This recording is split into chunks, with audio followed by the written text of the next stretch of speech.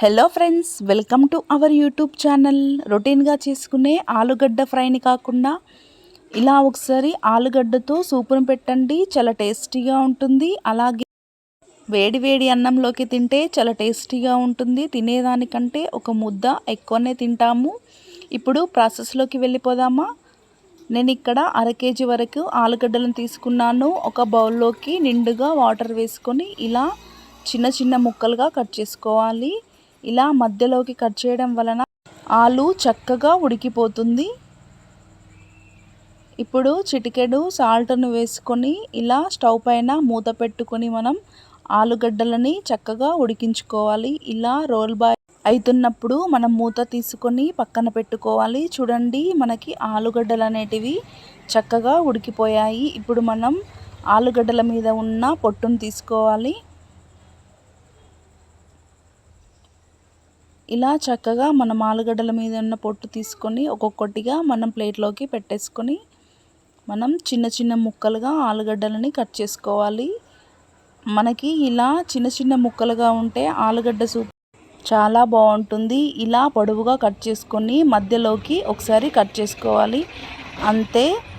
అలాగే మనం మిగతా ఆలుగడ్డలను కూడా మొత్తాన్ని ఇలా చిన్న చిన్న ముక్కలుగా కట్ చేసుకోవాలి.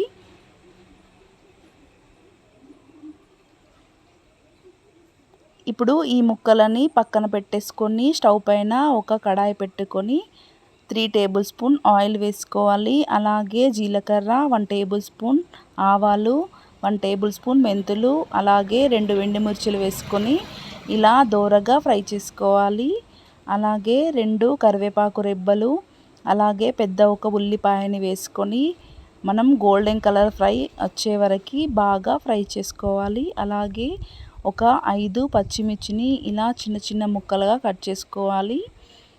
అలాగే 1 టేబుల్ స్పూన్ అల్లం వెల్లుల్లి పేస్ట్ వేసుకొని దోరగా ఫ్రై చేయాలి.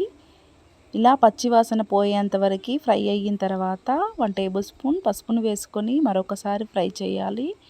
ఇప్పుడు మనం పక్కన పెట్టుకున్న ఆలుగడ్డల్ని వేసుకొని పోపు మొత్తం ఆలుగడ్డకి పట్టేలాగా బాగా ఫ్రై చేయాలి. ఇప్పుడు 2 టేబుల్ స్పూన్ కారాన్ని వేసుకొని మరొకసారి కలుపుకోవాలి. అలాగే 1 టేబుల్ స్పూన్ ధనియా పౌడర్ వేసుకొని బాగా కలుపుకోవాలి. ఇక్కడ నేను నిమ్మకాయ సైజ్ అంతా చింతపండు నానబెట్టుకొని ఇలా చింతపండు రసాన్ని వేసుకొని బాగా కలుపుకోవాలి.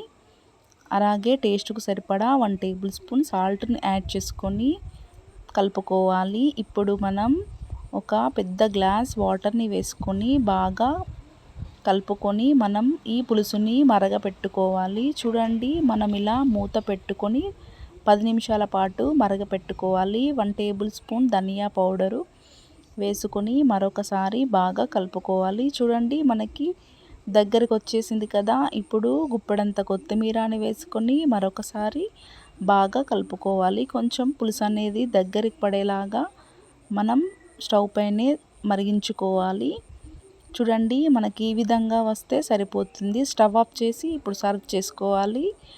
ఎంతో టేస్టీ అయిన ఈ ఆలుగడ్డ పులుసుని ఒకసారి తప్పకుండా ట్రై చేయండి. చాలా టేస్టీగా ఉంటుంది. అలాగే పిల్లలకి కూడా పులుపు పులుపుగా చాలా ఇష్టంగా తింటారు. నా ఛానల్ని ఫస్ట్ టైం చూసినట్టయితే లైక్ చేయండి, అలాగే షేర్ చేయండి, సబ్స్క్రైబ్ చేయండి. Thanks for watching.